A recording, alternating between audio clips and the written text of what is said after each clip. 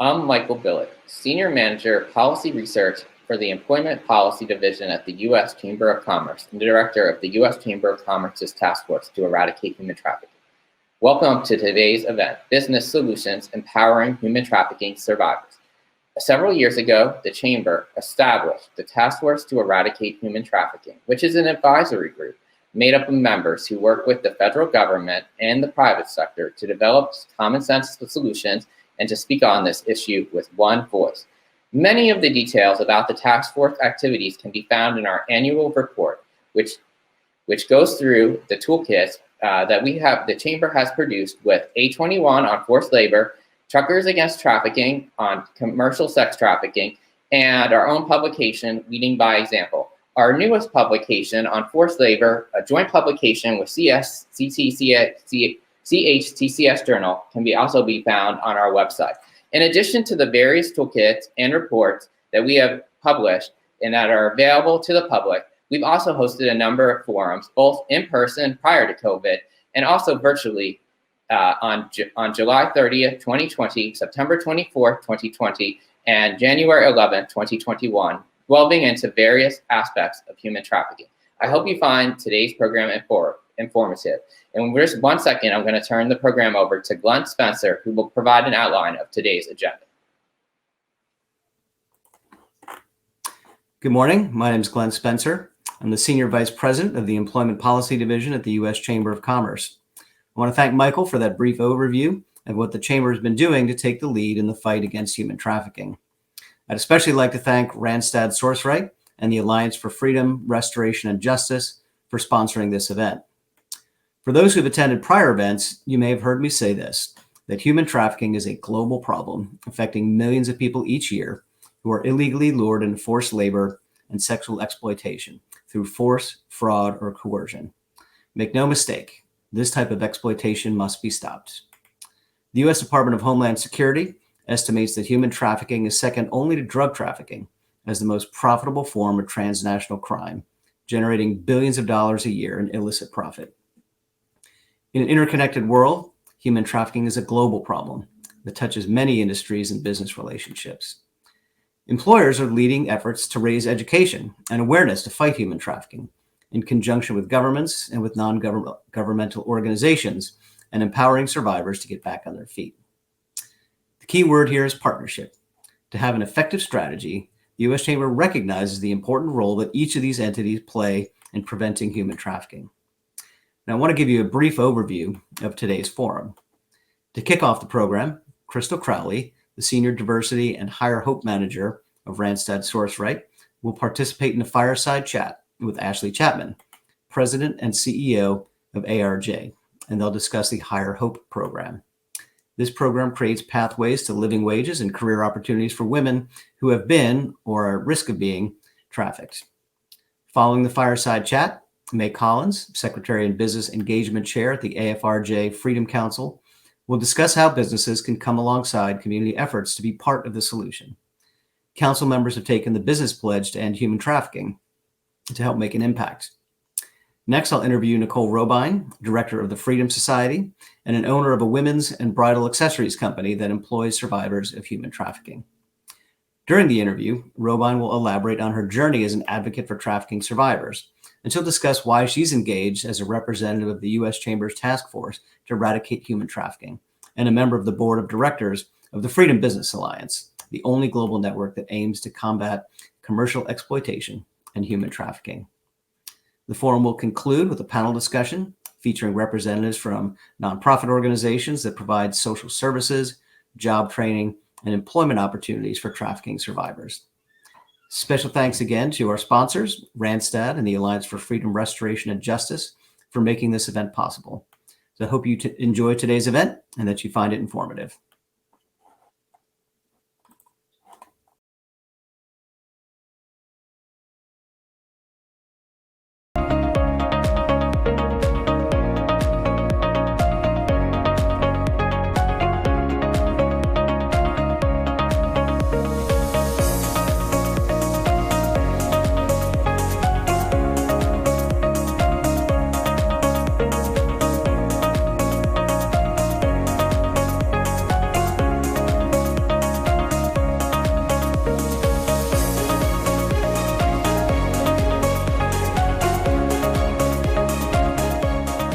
through a lot of challenges right before I started the program and during.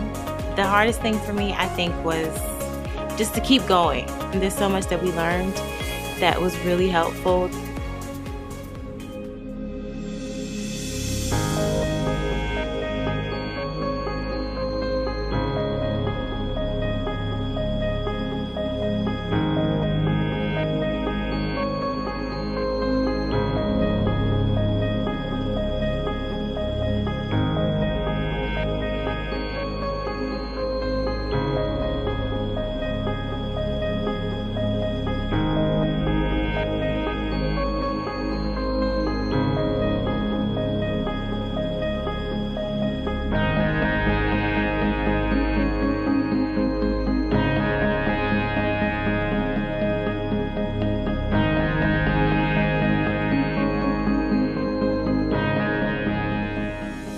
This program has recharged and awakened my soul, and because of this, today I will remember that I am so much stronger than I think, braver than I was yesterday, and smarter than I know.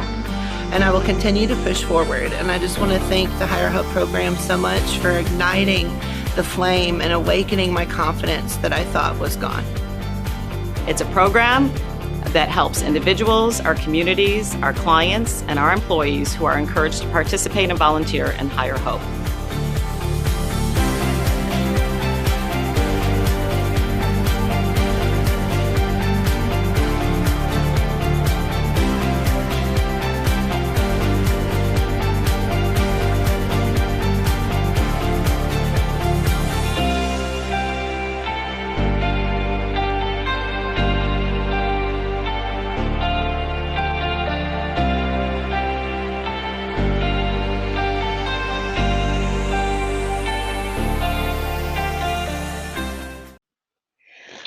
Well, hello and welcome.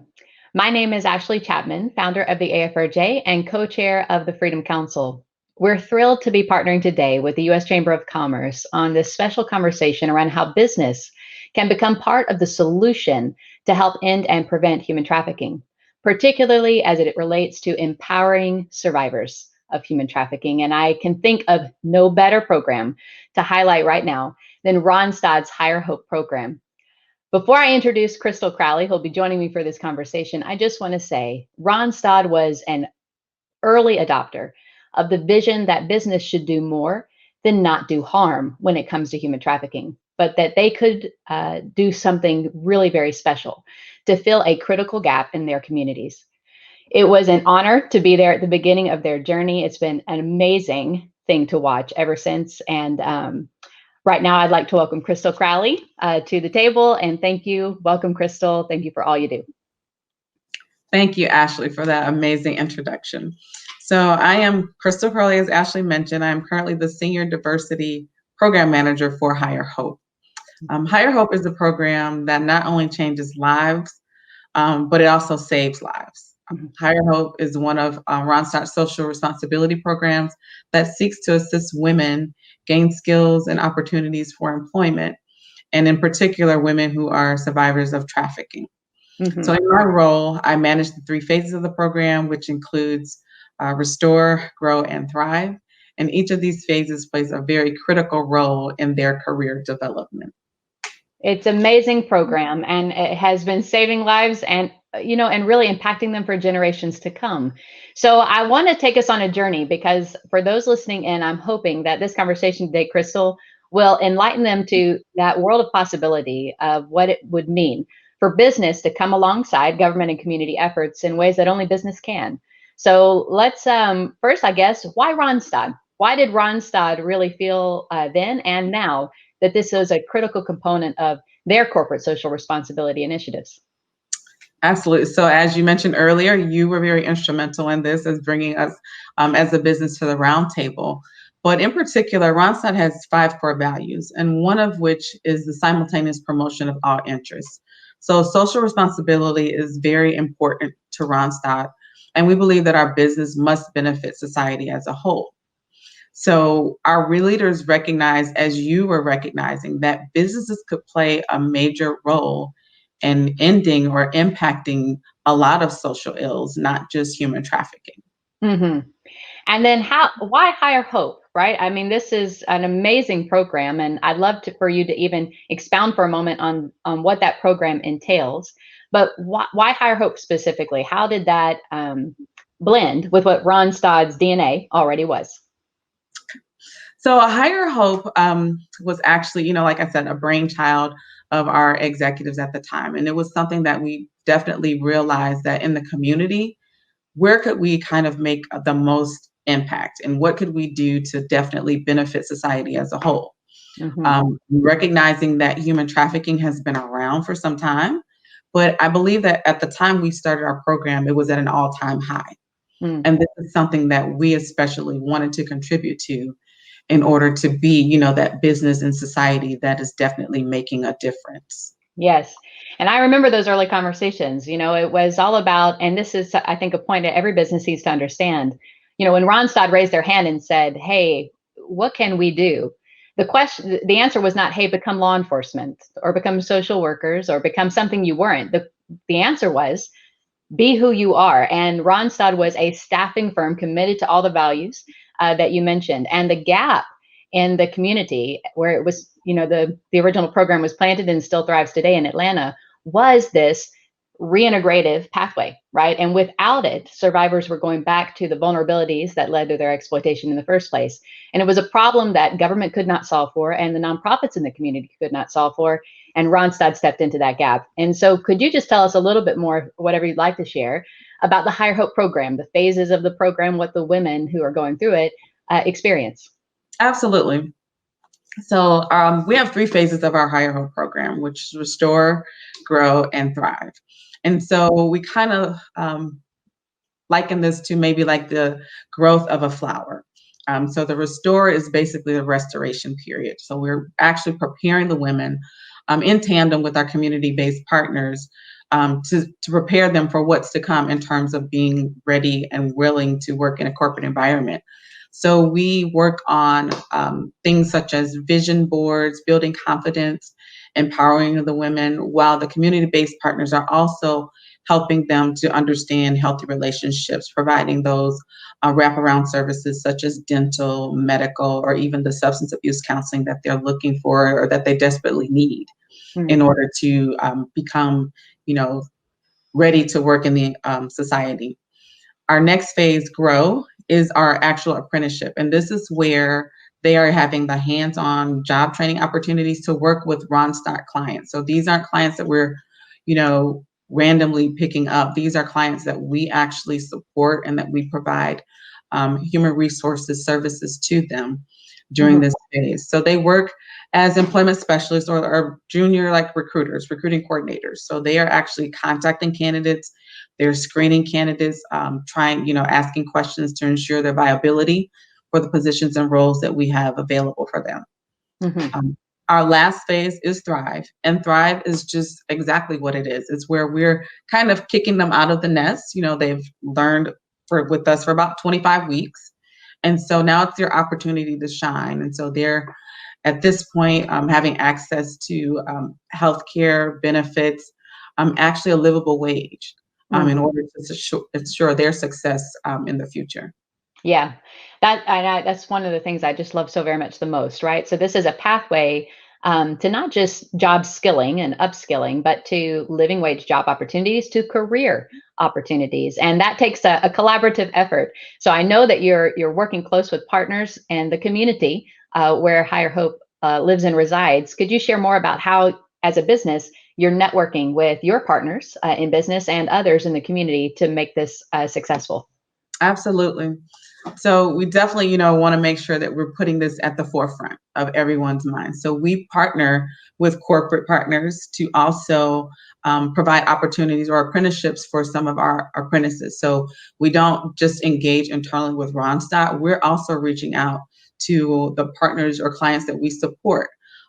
This is part of our statement of work in some of those instances where they're really looking to be involved with corporate social responsibility. Maybe they don't have a program of their own. And this gives them an opportunity to put it into place without having to do all of the major legwork. So it's great, for them to be able to bring on apprentices. We've had some apprentices actually transition over to our client accounts after completing the program. So I think that, a corporate partnership is definitely a great benefit to those who don't have their own internal corporate responsibility programs. We also maintain a great connection with our community-based partners, some of which you've definitely introduced us to, but we do a lot of boots on the ground outreach, just reaching out, contacting with lots of agencies that specialize in domestic violence, trafficking, kids aging out of foster care is really big, this year, has been in the past few years. So we definitely communicate with those individuals, and it just becomes like a network of referrals and resources that we're able to provide not only our corporate partners, but also our community organizations. Love that.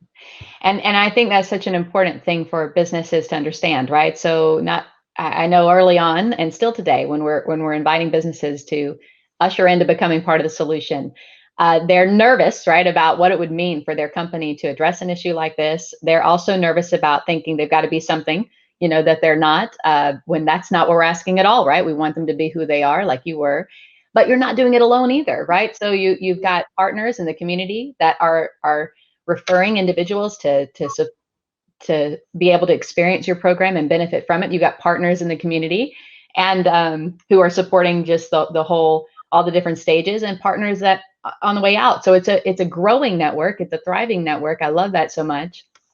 I think it would be interesting for folks to hear, Crystal, how are Ronstadt associates engaging with the program? What are the ways that they are supporting what you guys are doing? Absolutely. So as you know, most of the people that work or are associated with Higher Hope are volunteers. So these are actual employees who have full-time opportunities themselves, but take the time out to engage with the women, to become navigators or mentors, essentially. So they spend at least a minimum of 6 months time with the women, to kind of provide them with best practices, things they wish someone had have told them if they were, coming up through the ranks of their careers. So they definitely spend a lot of time there. We also have them coming to do speaking engagements. So they are offering their time to speak upon a factor or something that impacted their lives that they feel is a great story to share with others, so that they might not have to kind of go along the same path that they did, and they may be able to circumvent some of the issues or barriers that they, actually encountered early on in their careers. And what a commitment by Ronstadt on so many levels. But what's the impact for the women going through the program? There's just so many things I know I could share, but I want everyone to hear from you. I'm just so excited about it. What are some of the success stories of the program and the women who are going through it today? Wow. I mean, I have tons of those, Ashley. Take your time. I know. So it's like most of the women, as you know, that matriculate through our programs are very despondent. So success for me is anytime that, I'm working with an individual and I can see that little sparkle in their eyes. It's kind of my aha moment. It's that at that moment, I know there's no stopping them. Here recently, we've had a young individual who had, a very traumatic past. At this moment, she was homeless. She had a small child with her, and she was just, moving from trains to hotels to friends' couches, anywhere that she could find some type of stability or shelter for the night. Through our network of resources, we were able to connect her with another program within the Atlanta area that not only provided her with housing, but it's her own apartment for 2 years. And at the end of the program, the goal is to work towards home ownership. So there's also a component of a first-time homeowners program built into the structure. And to see her after she moved in, I actually visited her the following week after she moved in, and she was just, all smiles, and it just made me smile on the inside. So that's just one of the, amazing success stories that we've had. Absolutely. Women coming through the program. And for those who saw the video about the program during this event, I mean, the percentages of the outcomes are amazing, Crystal. So we've got well over 80%, right? Graduate that first round. 80, I think I saw, was it I don't want to say it wrong. Do you have those numbers memorized? What are the percentages of the success rates of each of those phases? Right. So it's about 90% for the grow. Yeah. And then 95% for thrive. Amazing. Yeah. So, I mean, this is it's a beautiful program. It's been amazing for Ronstadt to participate. I know for their associates to participate, great for partnerships in their business networks and communities, amazing for the women themselves. So I just applaud just taking a minute to slow clap you guys, for this. What's next? What's next for this program? Because this has been going on now for, if memory serves, maybe up to 6 years, right? Are we in our 6 years? Yes, so 6 years, and this is multiple cohorts per year. Yeah. It isn't just a one a year. So it's just amazing.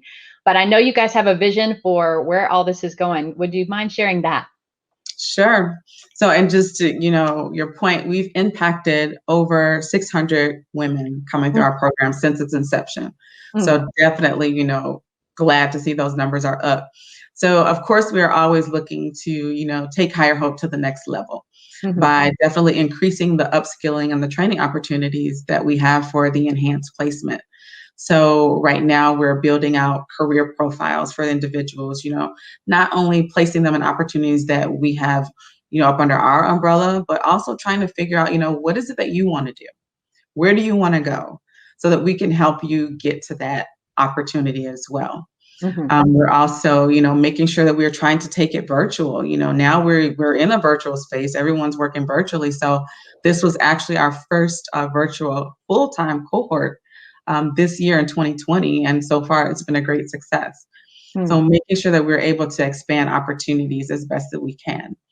Ronstadt has also launched a new program in March called Transcend. Which is also another amazing program. As many of you know, Higher Hope is a program only for women between the ages of 18 and 40. However, Transcend is a program that encompasses everyone. You can be a male, female, ranging from 18 to 60. And this program, what it does is it seeks to prepare our diverse talent in diverse and untapped communities for interim and permanent job placement opportunities, with a very definitive goal of driving systemic economic equality through education as well as employment. Yeah, which I love, because for those who are listening in, maybe if human trafficking is new to you, I hope that's not true. But if it is, then sometimes we look at that issue as completely separate from the vulnerabilities in our communities that are driving that reality. Here in the United States, that would be housing insecurities, financial insecurities, children aging out of foster care. It would be someone who's new to our country and seeking job employment and not knowing what our laws are and what protections are in place for them or what pathways, exist. And so all of these individuals who find themselves in vulnerable places or sometimes with compounding vulnerabilities, that becomes almost a playground for traffickers to exploit that individual unless programs like this exist. So I love Transcend. I love it for so many reasons, Crystal, but I love it especially because now, here's Higher Hope that Ronstadt is driving forward with unbelievable success. And that is directly impacting the issue of human trafficking and helping women, yes, rewrite their stories and creating those pathways to success beyond this moment in their life. And but there's so much more. There's so much more. And so one of the ways that I want to encourage you as a business to understand is that if you are working on behalf of issues like education for individuals who are struggling with that, or feeding programs, or housing solutions, these are all connected. These are the vulnerabilities that drive this. And so I cannot wait to see the success of Transcend, Crystal. It's just going to be amazing. How can people help Higher Hope or Transcend programs? How could the business community, how could business professionals provide support? They can definitely, just become engaged, Ashley, become more aware of what's going on in their own communities. If they're not able to, fully commit to a Higher Hope or a Transcend, we're happy to connect, to build some type of partnership to be able to establish this type of a programming or an opportunity for individuals who come through these programs, to change the trajectory of their lives. I mean, it's just awesome. It's important, that we all understand, how impactful we can be just with a little, effort. And Ronstadt is a global staffing firm, but you're executing this locally, right? So even small businesses and rural businesses and local businesses, all of those, can become part of the ecosystem here. Why, Crystal? I know you and I have talked about this so many times, and it's the heartbeat of our council's efforts, and I know the U.S. Chamber as well. So why is business key? Why do you think business is key in the fight to win the war against something that shouldn't even exist? Wow. Ashley, it just makes sense. If you think about it, as you mentioned earlier, we've always been looking towards our government and our community-based organizations to, impact social ills that are happening. No one else wants to really become involved. But if you think about it, it's like a puzzle. So I look at like the government entities as well as the community-based organizations as the framework of the puzzle. So, it's important to have those borders in place because that makes the puzzle easier, right? So the businesses come in and we fill in those pieces, because we have the programs, we have resources that we can provide these individuals. And, what happens once they've completed these programs? I mean, these community-based partners have awesome programs that definitely help, build up spirits and empower individuals. But then what? So in order for us to reduce the rate of recidivism, they need employment. Yeah. And that's what businesses can provide. And I've actually you've seen it as well, firsthand, what an employment opportunity can do.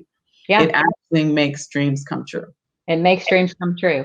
And Higher Hope is doing that. Crystal, you're doing that. And Ronstadt's doing that. I mean, just God bless you all.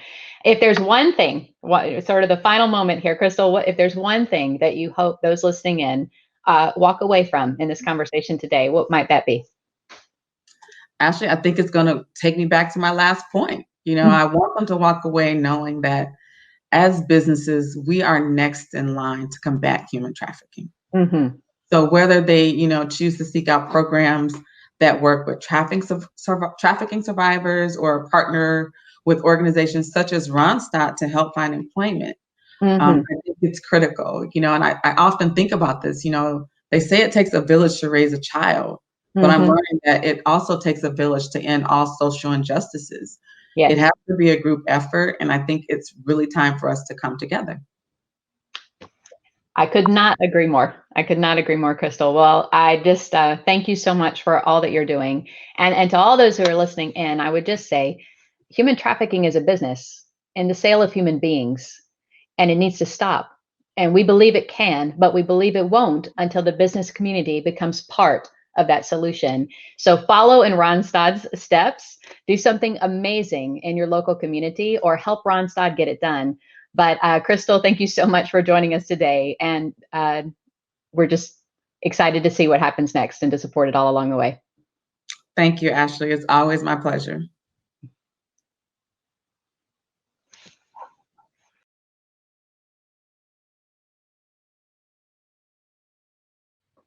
Hello, everyone. I'm honored to be here with you today and share some information about the Freedom Council. My name is May Collins, and I'm the Secretary for the Freedom Council. The Freedom Council is an assembly of business leaders working together to end human trafficking. As a business leader, like many of you, I was unaware that there was anything that I could do to make a difference. And that is until our council chair, Shally Panicode, introduced me to Ashley Chapman. Once I learned more about the issue of human trafficking, I could not stand by and do nothing. I decided then that I would do whatever I needed to help, and I've been volunteering with the Freedom Council ever since. So what is the Freedom Council? Freedom Council was formed 5 years ago when a group of business leaders came together in Atlanta, Georgia. We met to discuss the role that businesses can play to prevent and end human trafficking. We recognize that government agencies and nonprofits alone cannot bear the burden of this issue, and that businesses can and must play a role. We realize that together we can leverage our resources, our combined reach, and our business influence to make an impactful difference. And over the last several years, the Freedom Council companies have developed solutions that have already made the difference in so many lives. You heard from Ronstadt earlier on their amazing work with the council. And like Ronstadt, many of our council companies have done similarly amazing work. I'd like to share a few of those highlights with you today. First off, the community survey tool. A tool that was developed by the Freedom Council in partnership with Deloitte. The survey tool is aimed at mapping services for human trafficking victims and survivors in selected communities. This tool was designed to help the communities identify gaps in the services offered and allow us to work with these communities to help fill those gaps. And throughout this effort, Deloitte outsourced over 100 technologists to support the development of this tool. And we've also received implementation and rollout support by companies like Click and Pomerol. The next highlight is Justice University's Healthcare Series. With sponsorship and support by Anthem, we were able to develop the Justice University Healthcare Series. The Healthcare Series is aimed at equipping healthcare professionals with education and resources needed to recognize and respond to human trafficking. This series allows the learner to earn a digital badge and respond to human trafficking in their world. The series allows the learner to earn that badge, and they can share that out on social media. It was not only used by Anthem and healthcare professionals within Anthem, but is now being leveraged across the industry by other healthcare organizations. Of course, all of our efforts would not be possible without support from companies like Expedite and TopTal, who have contributed development and technology services to support our back-end systems. Another way our council companies have engaged is by raising awareness. And we've heard throughout this series, our conversations today, that we must raise awareness to the issue of human trafficking. As business leaders, we recognize that making that difference begins with making our team members, our partners, our colleagues aware of this issue. So together, our council companies have the ability to reach so many of our own associates and our networks throughout, the world. So over the years, as a Freedom Council and the collection of business leaders and companies, our organizations have hosted webinars, led awareness campaigns, shared newsletters, and published intranet articles on human trafficking. These awareness efforts have helped to shed light on the issue of human trafficking to tens, if not hundreds of thousands of individuals. This year, we're taking awareness beyond just our council companies. And we're excited to launch an effort to provide resources and coaching support to businesses everywhere. And we're partnering with local chambers of commerce to engage businesses in their local communities. And finally, our council companies continue to support companies in the Freedom Business Alliance by purchasing employee gifts and giveaways from these businesses. You'll hear more about the Freedom Business Alliance later. While I've highlighted just a few of the ways businesses can engage, there are so many other ways to get involved. I truly believe that it is time for business community to do more than to make sure that we're not just not part of the problem, but that we're actively working towards being the solution to ending human trafficking. Engagement from businesses of every size, in every sector, and on every continent is needed to end the sale of human beings for profit. And if you'd like to learn more, please visit our website at afrj.com. Thank you all for your time today.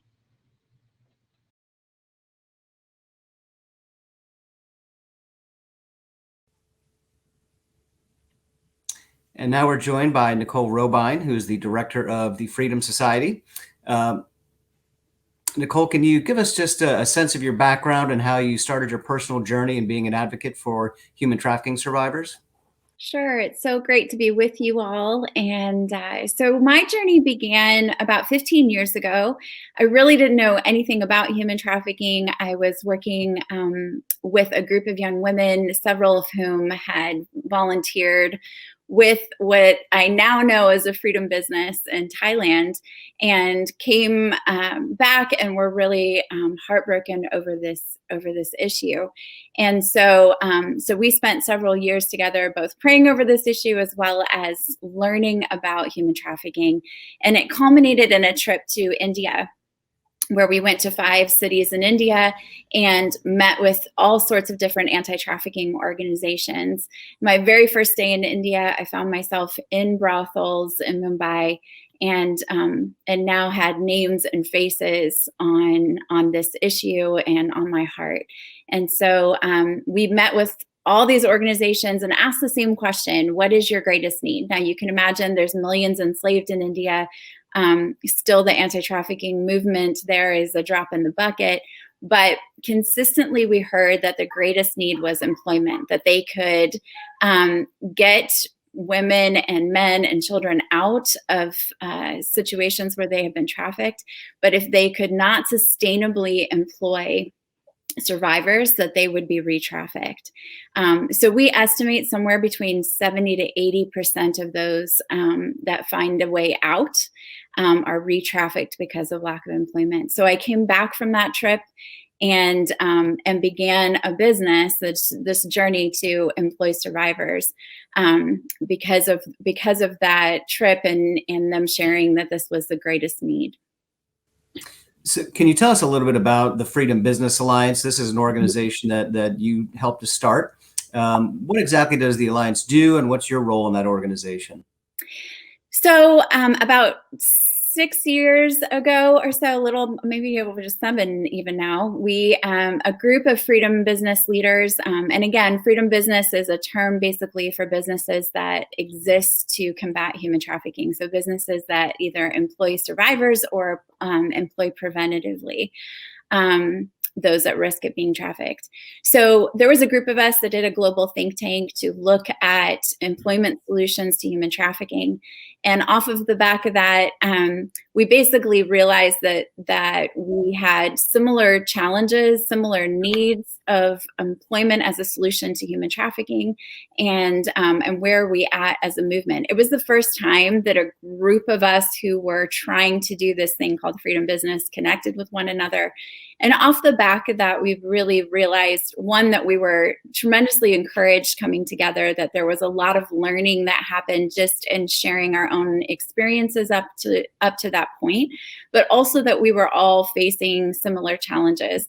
We call this kind of business with HR on steroids. When you're talking about employing survivors, you're talking about setting up businesses in places where most people wouldn't, employing people that most people wouldn't, and just the challenges of doing business this way. But if there's not sustainable employment opportunities for survivors, then we will never see sustainable freedom. So we came out of that think tank and decided to start an organization where we could connect with one another, where we could learn together, and also bring expertise alongside freedom businesses to fill in gaps where that's needed. And now we've, 7 years onward, are really looking at identifying and removing barriers for freedom businesses, things that are beyond just one freedom business, but challenges that are hitting all of them.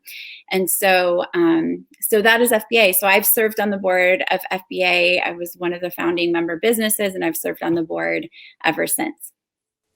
So one of the challenges I think that you probably face, along with a lot of other businesses, is how you make sure to do due diligence around sourcing products and those sorts of things. Can you talk a little bit about that? Yeah, so I often say to people, whether it's a sourcing issue with our businesses or whether it's even just as a consumer, how do you begin to engage this issue of sourcing? I often say to people, I think it's easier to spend time focusing on finding the businesses that are doing it well, rather than researching all the businesses that you don't know about or aren't sure of. So I really work at developing relationships, very close relationships, obviously site visits to our suppliers. But more importantly, I gravitate immediately towards either suppliers that are freedom businesses or suppliers that communicate that this is something that they care about. It's essentially rewarding those that have done the due diligence and are communicating it. And so I recognize that some businesses already have a very established supply chain.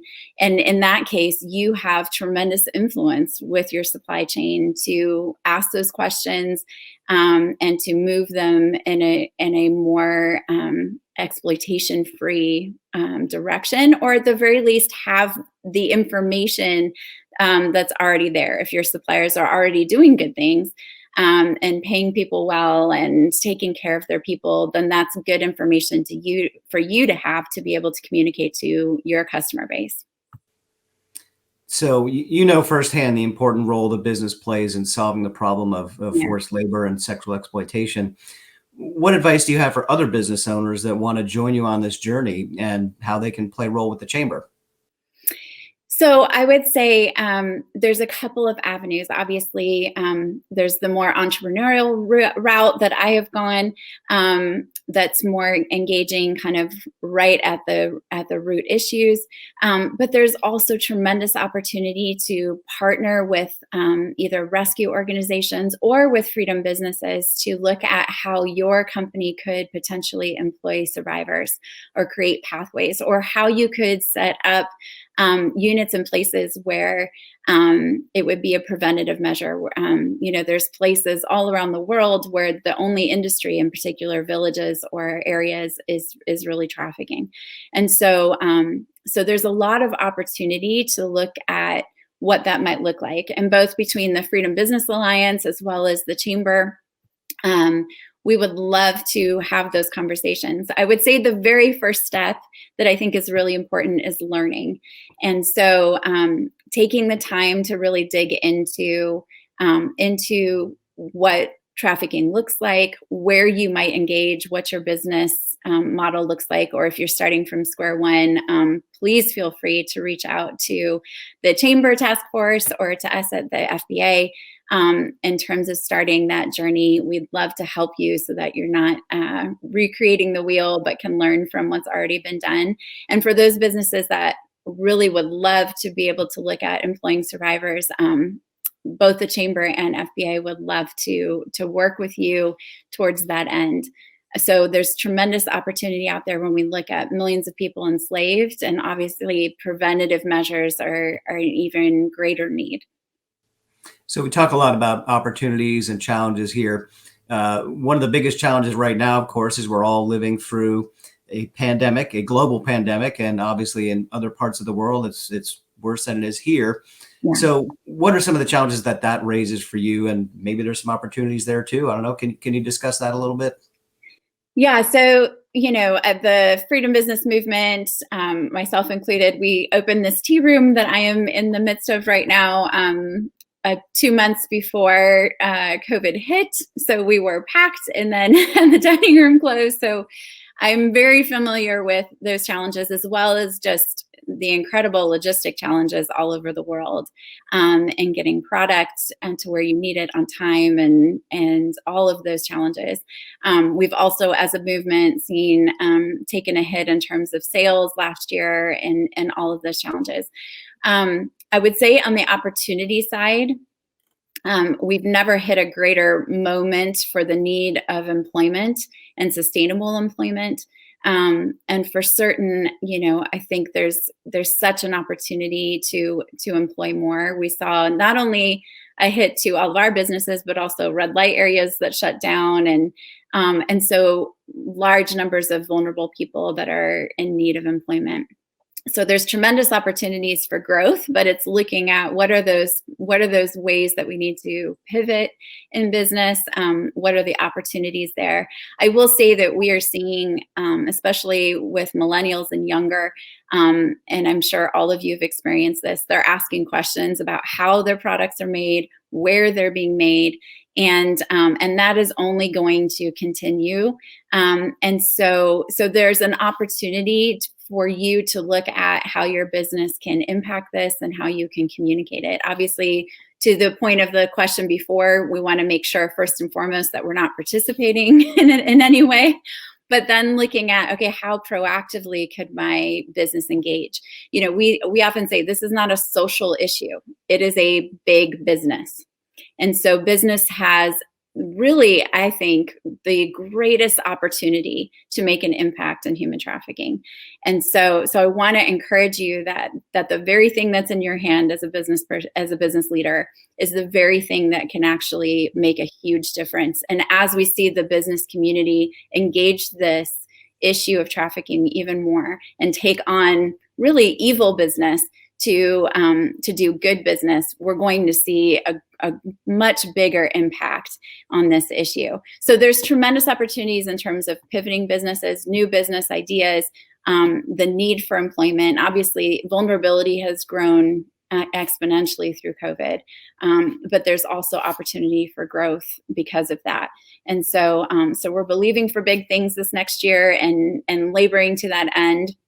And seeing that really consumers are looking for opportunities to be able to use what's in their hand, their dollars, to make an impact, to not only get things that they love, but to make an impact. And so there's tremendous opportunity there. Yeah, we always talk about the partnership between business and government and NGOs and solving this problem. So thanks for highlighting that. I want to thank you for spending some time with us today to talk about your journey and your business and the trafficking issue generally. So again, thanks for being with us today. Absolutely. Such a pleasure. I'm so grateful to be a part of the task force and so grateful that you all have taken on this challenge and are leading the way. I'm really honored to be a part of it. Great. We'll talk soon. Thanks so much, Glenn. Bye-bye. Bye.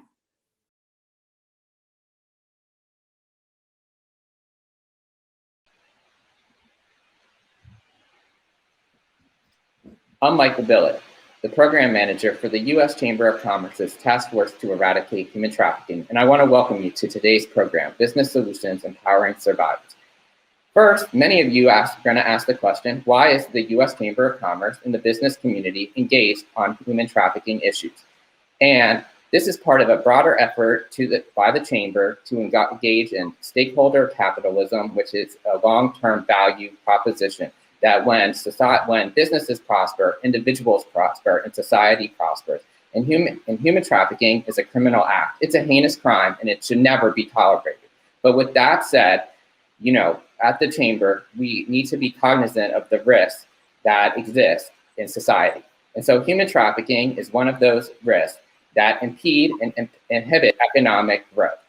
And therefore, it's very important that for those that have been trafficked, we give voice to the survivor community and we empower them so that they can become employed and become fully integrated members of society. Today, we're going to be joined by 4 esteemed ladies of this panel. Mary David, a media commentary, Teresa Flores, Program Director, U.S. Catholic Sisters Against Human Trafficking, Elena Shanahan, co-founder and CEO of Qualified, and Lucy Bloom, the Executive Director of Veronica's Voice. This program is going to be structured in 3 components: recovery, reintegration, and resiliency. And I'd like to kick off the program by letting Lucy discuss Veronica's Voice and her recovery program. So Lucy, welcome to today's program. Thank you, Michael. It's such an honor to be here. We at Veronica's Voice are members of our local Chamber of Commerce and appreciate the role of business in eradicating trafficking and making our communities safer and providing more opportunities for the disadvantaged in the community. Veronica's Voice's mission is threefold. It is to empower women to exit from, to prevent the entry into, and to end all demand for commercial sexual exploitation in America through survivor leadership. We accomplish our goal through 4 programs.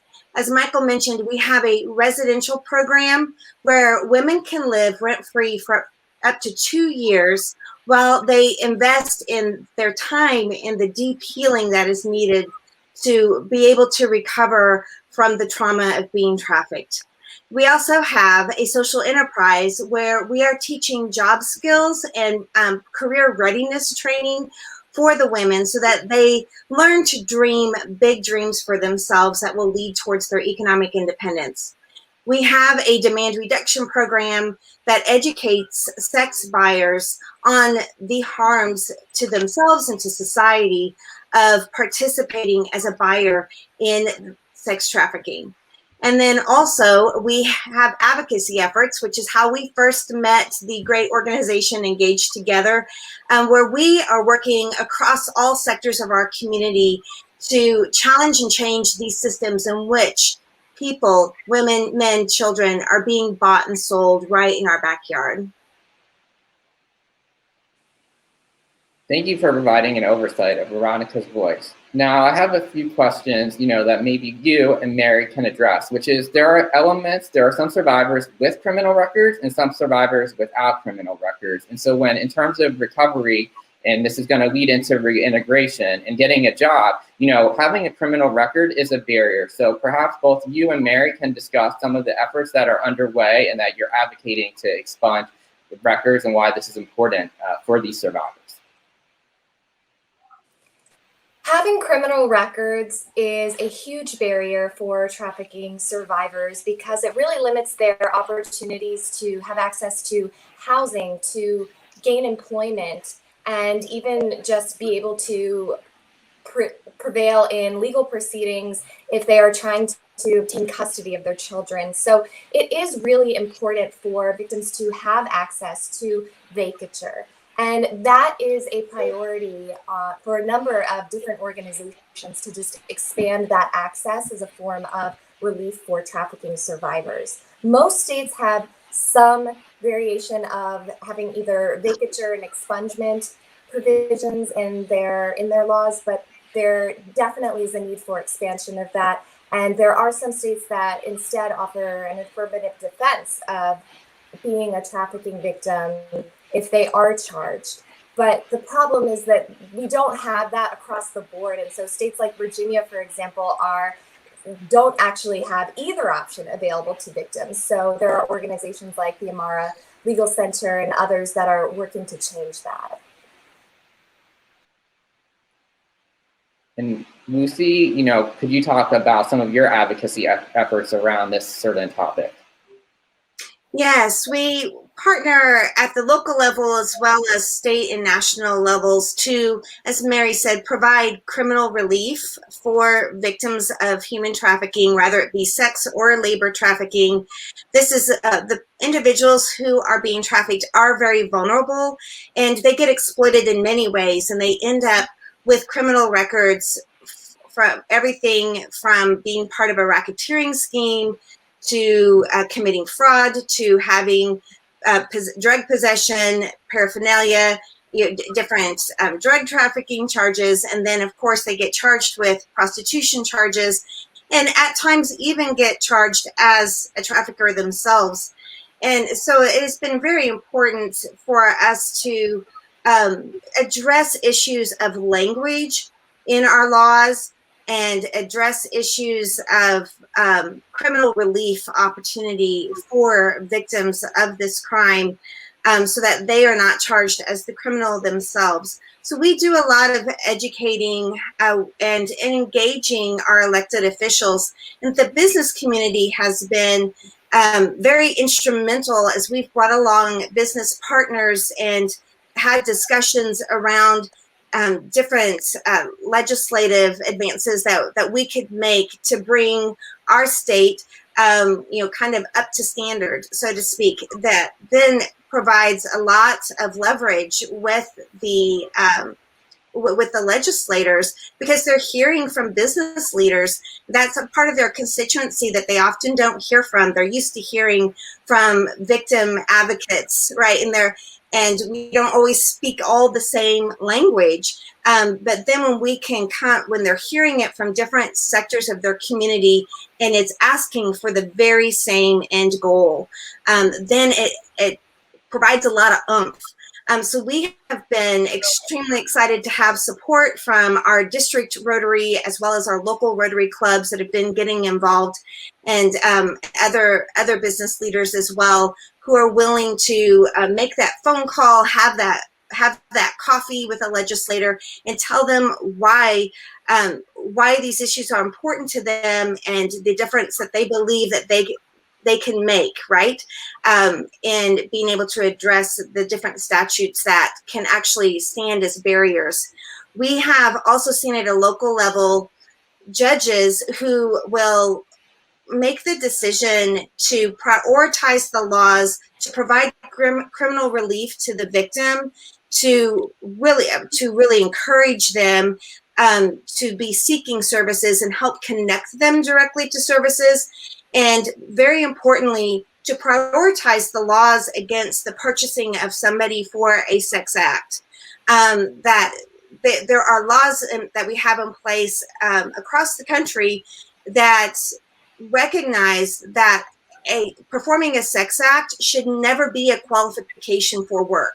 It should not be on anybody's job description, as it is a public health issue, and so as well as a human rights issue. So that has been very, very helpful when judges use their position to be able to prioritize holding accountable the buyers, sentencing them to an education course so that they can understand the situation more holistically and in a public health perspective and change those behaviors. And then to route survivors of this crime to the services that they deserve so that they can have the options and the opportunities that they deserve. You know, it's one thing to tell somebody to make a different choice. It's another thing to make those choices an option. And just to expand upon that as well, as far as the different diversion programming that's available, that is something that is such an integral part oftentimes to a survivor in their road to recovery, because by giving them that opportunity to then work with service providers and get the empowerment programming, connect with other survivors, engage in mentorship and advocacy programs, that really opens all kinds of doors for them. As a prosecutor in Baltimore City, one of the things that I did was refer victims instead of being prosecuted for diversion programming. And there are models like that across the US. Actually, in Los Angeles, one thing that the city attorney has been working on is actually they've developed a pilot program called Project Beacon, where instead of even having to enter a plea, survivors are able to receive services and then it just shows up as an adjudication on their record. And so that makes it even easier and lowers the barriers for them of re-entry into society and being able to just have a regular job and not have those kinds of convictions on their record. But diversion programming across the board, just the fact that instead of having a conviction for prostitution, having those charges dismissed is a good initial first step. Now, the survivor has gone through housing, they've gone through counseling, if they've had a criminal record, because not all survivors do, but if they did, if they went through a diversion program, then that's sort of where Elena's organization steps into the picture by providing sort of job placement opportunities. I wonder, Elena, if you can discuss a little bit about what these partnerships with your employers or these NGOs, the other nonprofits are, and if you can elaborate why you sort of got into the space and if there was sort of a void and that's sort of why you entered it.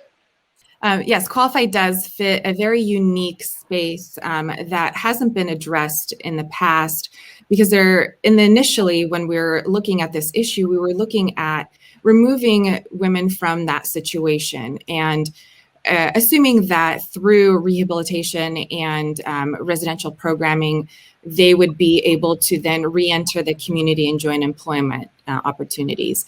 But what we found was that that wasn't enough, that there really was a need for more training and more specific training that is geared towards their trauma and addresses their specific needs. And so when we surveyed the community, we found that that was the biggest gap here in Los Angeles and in other cities. And so we launched our Career Development Academy that is really focused on addressing not only professional development, but also personal development and life skill development while utilizing occupational therapy. So this is one of the biggest gaps that we're seeing, is that continued support into employment. Our occupational therapists are there to really make sure that the participants identify ahead of time what are potential barriers, what are potential challenges that you might address in the workplace, and how do we help you gain the tools necessary to actually overcome those barriers before you're placed in that environment where you are now coming up against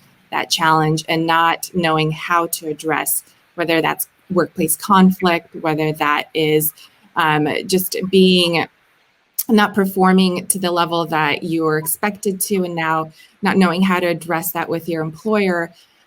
All of those challenging conversations that so many of us had to work through multiple jobs to kind of figure out and stumble along the way, we try to address that early on so that they really feel confident and prepared going into whatever employment setting. And we really believe that the key is to identify what that employment dream and desire is. And so we take them through a career exploration process in the beginning that helps them identify, what are my skills, what are my passions, and then what are the industries out there that best support those dreams and passions, so that then they're going into a career that is sustainable, that is something that has a trajectory for them to be in long term, and is a solution for them that is beyond a Band-Aid employment solution initially. And so that is how we approach employment preparedness for our young women that come into our programs. But we also engage employers in this process as well, recognizing that businesses play a vital role in this stage of recovery for survivors. So it's not enough for them to have the skills necessary to transition into employment, but we also need those partners coming in and saying, we'll give you a shot to interview. So we heavily believe in employment for our participants that is based on their skill set and whether they're a good fit for the role versus compassion hiring. We want to make sure that the role that they're stepping into is going to be something that they are a good fit for, and so that the employer is happy, that they are happy, and that this is, again, a sustainable solution for them. And so we partner with businesses who will let us know when they have openings within certain industries that we're looking to place our participants into. And then we are able to allow our participants and our graduates to get that opportunity to interview, where everywhere else, if you just submitted your resume, you would be in a stack of many other resumes and may not even have a chance to be considered. And so we at least create that foot in the door opportunity for them. But at the end of the day, they know they have those 12 weeks that they have been with us to really hone in on those interview skills and those opportunities to make that first impression, to get that employment themselves. And then we also partner with businesses to bring in a training for their directors and for their managers, anyone who oversees any staff, to create a healthy environment for any employee that is re-entering the workforce after either an identified trauma or unidentified trauma, to make sure that that environment is a safe space for everyone, so that all of the employees across the board, not only those that are graduating our programs and re-entering the workplace, but every employee in that company feels safe and feels that that is a place where they can thrive and be a productive employee. But then we also engage them in our social enterprise, where we work with employers and help their employees become productive employees through our productivity wellness kits. And so we approach that productivity aspect through a wellness lens, making sure that employees, especially right now, those that are working from home with children and with many other responsibilities and trying to juggle it all, how do they stay productive and how do they stay sane in this environment? And how do we allow employers to also come alongside them during this time? And so that is another crucial way for employers to also engage us in the work that we're doing by, investing in those kits, but also investing in the women who are making those kits.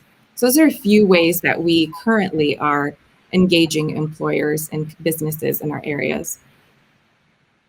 Well, that's really impressive. I mean, it's quite a scope of programs. And then moving over to Teresa, because you're representing the sisters here, and you're part of a broader global network, I wonder if you can sort of talk about what your role in the US and then around the world sort of is, and sort of how you see the sisters interacting and why they became sort of involved with this broader network. Yeah, thank you so much. So I am with the U.S. Catholic Sisters Against Human Trafficking, which is a collaboration that is nationwide, and it's a collaboration of faith-based organizations, and their goal is to educate the public on human trafficking, support survivor services, and then also engage in advocacy efforts. A lot of legislation that helps support strong human trafficking bills, and then fights against others that are not supporting survivors. The mission of the sisters is to see a world without trafficking through a network of services, resources, to inform the public and prevent this crime from continuing, but also to assist the survivors. The Sisters Against Trafficking are a part of a global network, like you mentioned, Michael, called Talitha Cum International, and it is based out of Rome, and it's all over the world. And they are this amazing organization that is solely to raise human dignity, and to do that, you have to end human trafficking. The sisters are here in the United States, are a member organization. So we have over 100 members. Some of those members have houses that work with survivors. They provide counseling and education, job placement, and scholarships, educational scholarships as well. And the nice thing is you don't have to be Catholic to be a member of the organization. As we move on to the next subject, which is resiliency, I think we all sort of feel about what it means to be resilient, especially in the age of COVID-19, where many of us were told one day there was a virus, we were going to be shut down for a few weeks turned into a few months turned into a year, and now we're going on past the full year of dealing with this virus. And so in terms of being resilient, everybody has really stepped up to the plate and adjusted. But for some people that have gone through traumatic experiences, this may be a little more difficult. And so for the specific survivors, I think messaging is very important. So I'm going to turn to Mary, and maybe you can talk a little bit about how to create culturally competent messages for different areas, considering your background. So perhaps you can discuss that. Well, as a starting point, there really needs to be more accurate portrayals and depictions of victims and survivors that you see in media across the board. That starts with even feature films that you see. Oftentimes, there's a lot of rhetoric around victims being snatched off the street, and this idea that they are kidnapped and put into a situation that they are physically fighting, that they are chained and locked down. And so that really muddies the waters when you come across a real victim who oftentimes has come into contact with years and years of exploitation and compounded by complex trauma, where they are actually often in what they believe is a loving relationship with their trafficker and will go to great lengths to protect that person. They often do have criminal records, and they don't necessarily come off as the sweet and completely oblivious victim that you often see portrayed. It really makes a difference when it comes to how these cases end up being adjudicated, particularly when you have jury trials and people are assuming that a victim will be incredibly compliant with law enforcement, for example, that they won't display any sort of belligerence. And that really runs in contrast to oftentimes the experience of victims in terms of just having a very tumultuous relationship with law enforcement, being in and out of foster care, being on and off of drugs that may or may not be tied to their exploitation and self-medicating and having other traumas in addition to the trafficking.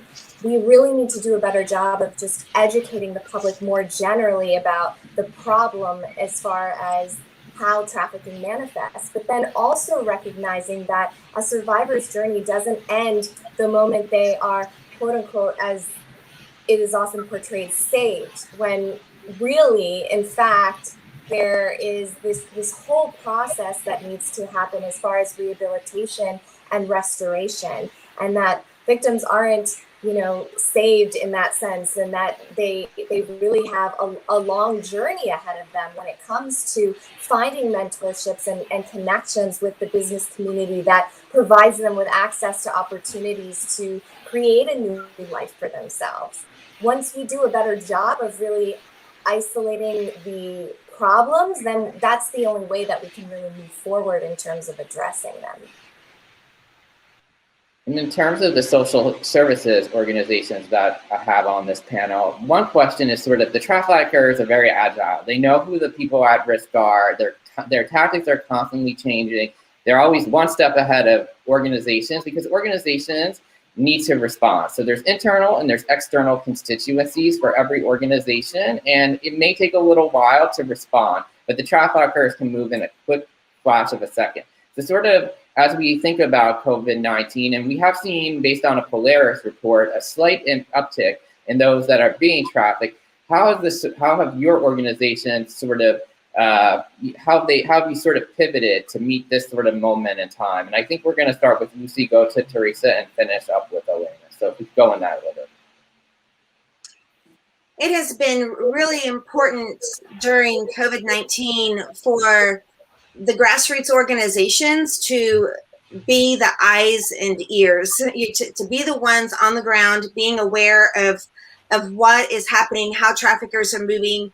And we have seen an increase in occurrences of trafficking. We've seen an increase of vulnerability as well as the unemployment rate has gone up. So has access to housing has gone down, and stability in the home has gone down. And when you're dealing with vulnerable populations, populations that experience a lot of violence, isolation is such a mechanism that exploiters use. And the pandemic, providing that layer of isolation, also made opportunity for greater occurrences of violence to take place. So it became really important that we created ways to check in with people, that we continue to do some street outreach, but then also to be reaching out through phone, through means even as this, a video call, social media, any way that we can reach out, and then to maintain our relationships with law enforcement, which has been challenging during the pandemic because the demands on our law enforcement, with not only trying to enforce all of these new protective elements that in our communities with mask wearing and all these different things. But what has happened with the need to address that we still need to promote racial reconciliation. Those things have provided such a strong need for law enforcement to be active and engaged on those issues in their community, that while trafficking it's allowed them to be even less visible, the traffickers to be less visible, and the victims to be less visible. So we have needed to be, maintain those relationships, reporting what we see, educating the community in how to identify and how to report so that there can be a response.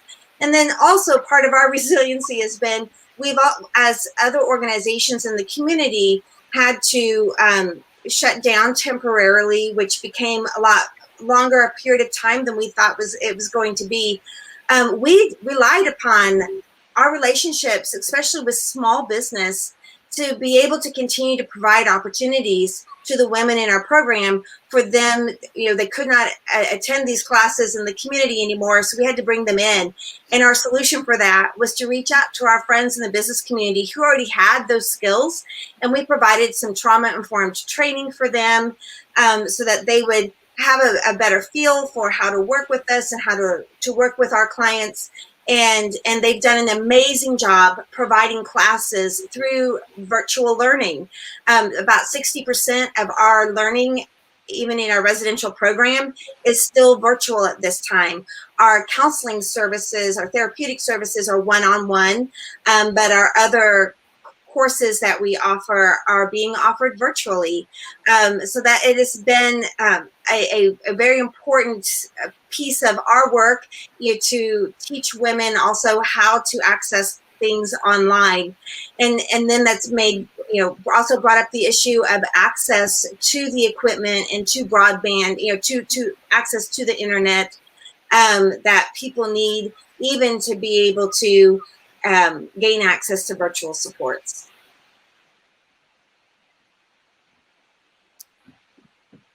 Teresa, do you have any thoughts about how the sisters have responded during this time? Absolutely. So we all know that, this was a difficult time for everybody, but especially for those that have experienced trauma, especially ones that, like Lucy said, have been traumatized through isolation. And so survivors particularly had a difficult time being told, hey, you can't go outside, you can't go anywhere. And that triggered a lot of survivors. So really reaching out and doing survivor support and talking about, hey, let's look at some other things that we can do. Maybe this is a time to consider a new job career. Maybe this is time to consider going back to school. And the sisters have this wonderful education scholarship program. And so we saw some more applications for that. And then one of the really neat things on our website is that we support survivors that have businesses. So creative things came out of COVID, where we saw, people, especially survivors, that had skills and they had the time now to let's make some candles, let's learn pottery, and then make that into a business. Survivors are just very business oriented and entrepreneurs naturally. So the sisters were wonderful about supporting those kinds of endeavors. And then the other thing that I really kind of enjoyed from COVID is that it gave everybody a chance to step back and reevaluate things and what was important to us. And we also realized that advocacy is a really important part of what the sisters do.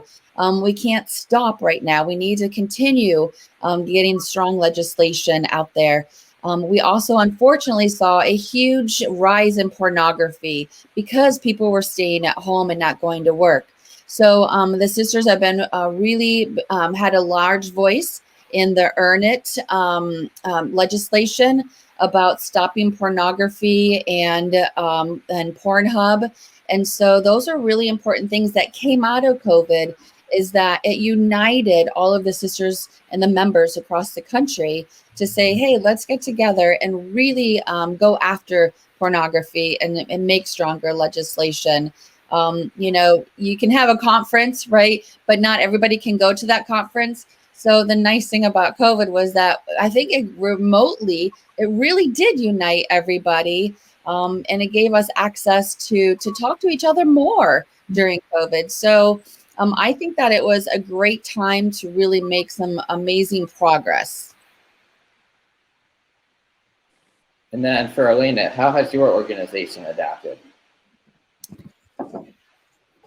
Yes, so we, like a lot of organizations, took a step back initially when no one really knew what was happening, how long we would be, sequestered. And so then we realized, again, like the ladies have been mentioning, that survivors were deeply suffering from this isolation and from just this lack of access to community and their own community. So even if they didn't have access to the world, they didn't have access to one another either physically. And that's important too, because the trafficker's goal is to isolate you, is to remove you from your community. And so like Teresa mentioned, it was so triggering for so many of our participants and our graduates as well.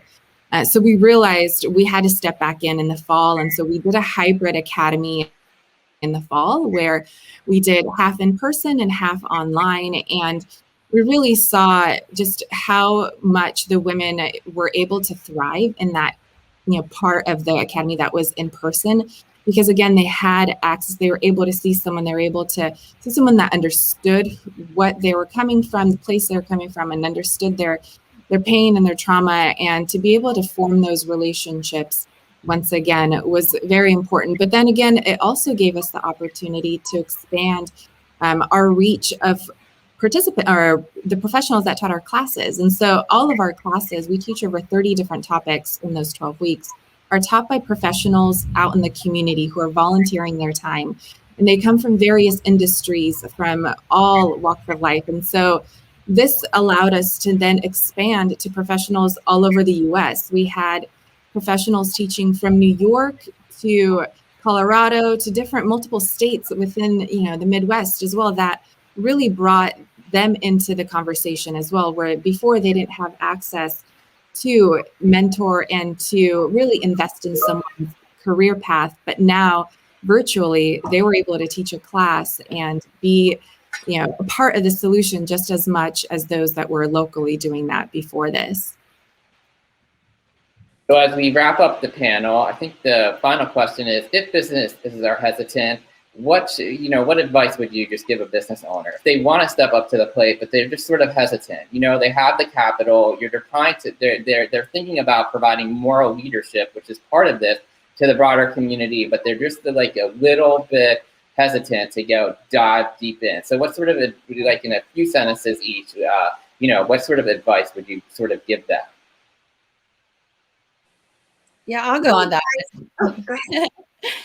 So really, this is a prime time for businesses to train their workers on the signs, really knowing what are the signs of somebody that's being trafficked. Have a plan of, if you encounter somebody being trafficked, what are you going to do? What is your protocol? And then social responsibility is really a key too.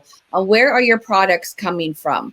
Knowing the source of those is essential to stopping human trafficking from an economic global impact. So knowing where your products come from and taking that social responsibility very serious, because it's really crucial to stop human trafficking from that perspective. And then if you hire employees from a third party, a contractor, really it's your responsibility to investigate that and know what that the people are getting paid. And so I think those kinds of things together can make us really our strong economy, because however healthy our economy is however of human trafficking is affecting it. I also think that there is a great opportunity for businesses to partner with anti-trafficking organizations by joining their board of directors, for example, using their connections and their access to resources, leveraging those to benefit these organizations and support them and spread the word. While a business might not have any specific tie right off the bat that they can think of when it comes to human trafficking, if, for example, they have connections with shipping companies or postal, just abilities to provide, printing materials for graphics, or perhaps they have a team in terms of media that can help with promoting events and doing outreach. There are so many different ways. Organizations might have needs for legal advocates, and so just any organizations that and legal professionals that the business communities might have access to. All of those connections are so incredibly important. Businesses can also be involved in providing any sort of mentorship opportunities for survivors by simply reaching out and being a conduit to providing interview skills and how to build a resume, doing some mock interviews. All of those opportunities are so incredibly important, particularly when survivors have not been in an office setting before. Perhaps they've never had to be at the front desk or answer the phone, which is often the case. Maybe it's helping them develop a sense of email etiquette and how to respond when the communication comes in over the internet. These are areas of growth that businesses can contribute to in a range of ways, no matter how big or small they are, just dependent upon the specific opportunities that that arise from the nonprofit, but also just the skill sets that they internally house. I would really encourage a business to do a little bit of digging in their own community and find out who are the survivor leaders in your local community or even the neighboring community that you can start to build a very authentic relationship with. A lot of times survivor-led organizations, those leaders don't have the access to the same type of training opportunities and networking opportunities that a business leader might have. And so, as Mary and Teresa already alluded to, making those introductions, kind of paving that way for them, not as your project, but as a person that, as much as you have to teach and to offer them, they have a lot to teach and to offer you. That would then allow your business to be an even more safer place to employ somebody who is a survivor. I think about all the opportunities that I'm aware of, either in my own story or other survivor stories, and you don't walk in with, "Hey, I survived this horrific trauma." It's still something that has a lot of stigma around it, and it is not something that you may have somebody experiencing a lot of trauma in their own personal life, and they're not sharing that at work, but yet it impacts their work and their ability to remain in that work, right? And so it's important in building that relationship with survivor leaders. That will build your cultural competency within your whole business. It'll ripple out, I promise. It'll be so worth it. Don't just get to know them long enough to volunteer one time. Although organizations do have lots of opportunities for your employees to volunteer, and then for some of your companies, those volunteer hours turn into dollars. But go deeper, build a real sustaining relationship with a survivor leader, and I promise you will get as much out of it as you give, and vice versa. Yeah, I agree with the ladies. Everyone had such great points on so many different access points for businesses. And just like Teresa said, the first step and the easiest step is become educated. Educate your staff, educate your executive team, your decision makers on what the issue is, and then how your workplace can engage in this fight as well. And, even if you're not ready to make that step outside and bring someone in, there are companies also that have, that commitment that they will partner with local organizations and give a percentage of their proceeds back to that organization to support their fight and their work in that area. But then using their platform to also share with their customers on what they are partnering on and how they can fight human trafficking as well. So using that voice that they have to really impact that community and their customers in a much broader way than they have been in the past. So I think one reason, and I think I think everybody sort of alluded to, is if one person has gets counseling, housing, and employment, and the businesses step up to the plate, the impact is intergenerational because the economic opportunities compound. So from the Chamber's perspective, once that one person gets that economic opportunity and gets a chance to get back on their feet, the bottom line is the next generation has a better chance of success and to pursue their own interests and their own sort of line of advocacy work. So thank you all, ladies, for a wonderful panel discussion. I can't wait until COVID is over and I see everyone back in person at a future session. So thanks, everyone.